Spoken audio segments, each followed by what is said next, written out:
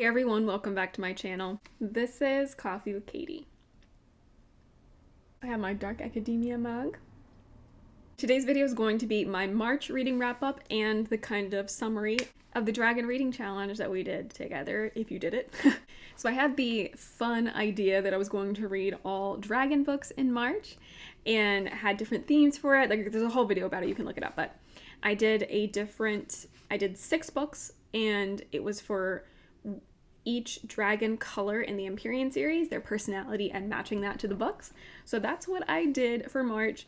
It did veer a little bit off of what I had anticipated I was going to be reading. I ended up reading a different book than one I said, but we will just get into it. The first book that I read was The Baby Dragon Cafe by Amana Qureshi. I think it's how you say her last name.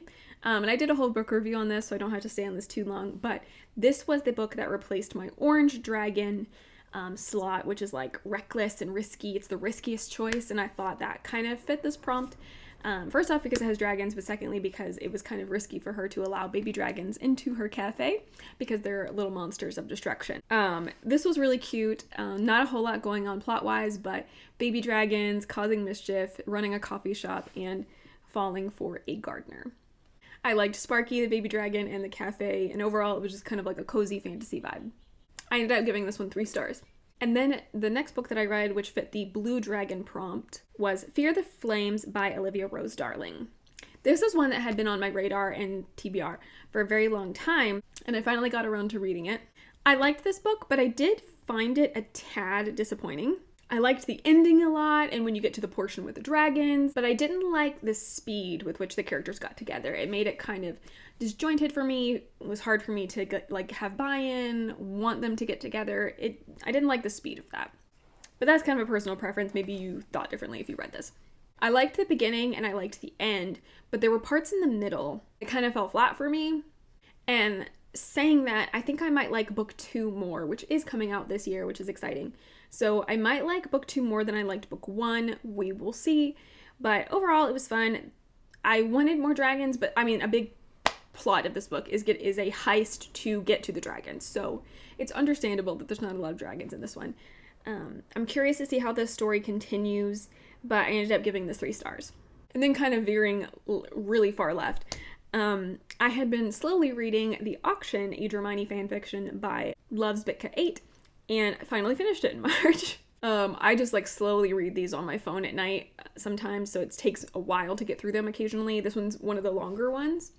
And I really liked this one as well. I think every Hermione fanfiction I think I've picked up, I've really enjoyed. I think the traumatic elements were harder for me to stomach in this one than they were for Manacled, which says something because people think that Manacled is darker than this one.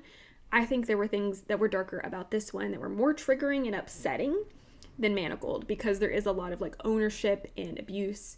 Not necessarily with the 2 main characters, right, but with the other side characters, that was very, very disturbing. So definitely read trigger warnings if you're going to read this fanfiction. And I would say be aware of this because this is one of the ones being turned into a published work of Rose in Chains by Julie Soto. So if you're going to read that, also make sure you're reading trigger warnings because it is a lot, but the story was very good. And I did really like it. And I ended up giving it 4 stars. I also read Stranglehold by Emeralds in the Dark. It was a very, very, very short fanfiction, but it's not on Goodreads. And I think I gave that one 3 stars. Super short, super spicy. If that's your thing, read it. Not a lot to say about it. And then for the Black Dragon prompt, I read Flamefall by Rosaria Munda. This is book 2 in the Aurelian cycle. And I really loved Fireborn. I gave it 5 stars. And this is the sequel to that. And it's still just so good and so upsetting. The cliffhangers like this in this book should be illegal. First off, oh my gosh. But I've also grown to love Power. And I'm so mad at how this book ended. So mad. I'm also sad for Power. I'm so afraid for everyone. I'm on edge. I'm just convinced that this book is going to break my heart, and there's only 1 book left, and tragedy is just going to befall, and I'm going to be a mess. But we'll see. We'll see how it all ends. I don't know if I can do it right now. I think I need to take a break because I'm afraid of how much it's going to hurt me. I gave this 4 stars. Then for the Green Dragon prompt, I read A Language of Dragons by S.F. Williamson. This one was really interesting. I did a whole book review on this one as well, so I feel like I don't have to talk about this at all. But this book was really interesting and not what I expected it to be, and it felt a lot more like a World War II book in a fantasy realm with different regimes and races, as in the dragons mostly, and the lower class citizens being oppressed and abused, than it did a dark academia novel. I get, because there's like a university involved and they're working in teams to solve like coding and certain problems academic wise, maybe that's where the academic stuff is coming from, but I felt like it was more war than academic. The main character is also kind of very not likable, which was interesting. I did like the setting of this. I liked the dragons. I thought it was interesting. I feel like if the author wanted to, she could continue this series.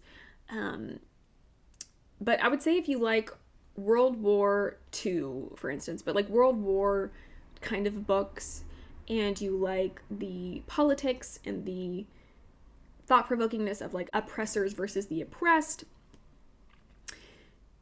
but you kind of want to delve into fantasy, or you like some fantasy, I would say give this a shot. You might like really enjoy this.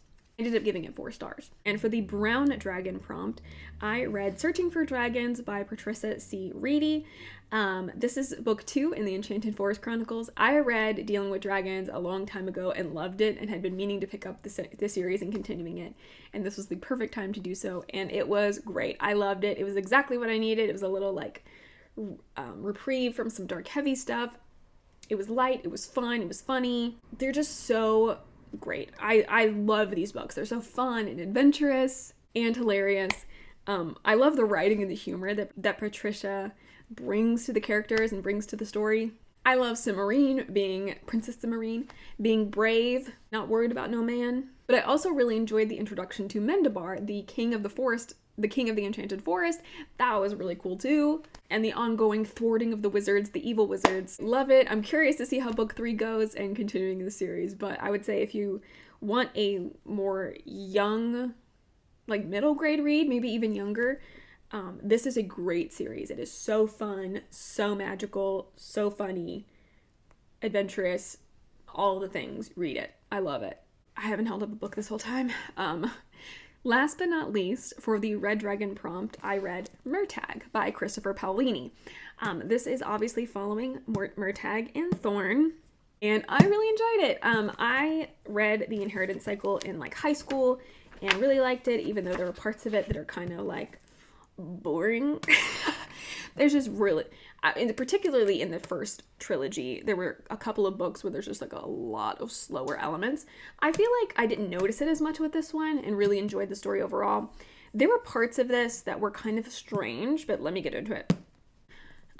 So Murtagh and Thorn were my favorites in the Inheritance Cycle. Thorn was my favorite dragon, one of my favorite dragons, and I really enjoyed that Murtagh. They have kind of a tortured past and interesting situation that they were in. And I was really glad that we got a whole book about them and from their perspectives. The storyline was a little different, but I'm not exactly sure what I was expecting it to be, because it's a new story. The story of Aragon and Saphira was kind of wrapped up for the most part in that like first 4 books. So I wasn't really, I didn't really know what to expect, right? Because it's after the war and everything. I liked getting more of a look into Murtagh and Thorn's past because it does like flashbacks and you get to learn more of what happened to them under Galbatorix's rule and kind of what they went through and their tortured souls. But it also felt strange to me that they ended up in the situation that they did. I don't want to say too much because that would spoil most of the book. But I was like, I feel like that wouldn't happen. I feel like they'd be too smart for it. But, I did like that it dealt with their trauma and had elements of them resisting things due to their complicated pasts. I love my tortured babies. And I'm curious to see what else happens because the author did state that he's going to be writing more in this world. He's going to continue the story, which is interesting. I thought he was done until Murtagh came out, but I guess not. So that's very exciting. So hopefully we get more dragon adventures, but I did really like this. And if you've been a fan of the series, I would suggest you pick it up. Oh, and I ended up giving it 4 stars. Those are all of the books that I read in March and finishing up the Dragon Reading Challenge. I would love to know if you participated in the challenge and what books you read. You want to leave it in the comments down below. But as for now, that is it for today's video. Please like this video if you liked it, subscribe if you want to, and I will see you next time. Stay safe and caffeinated. Bye.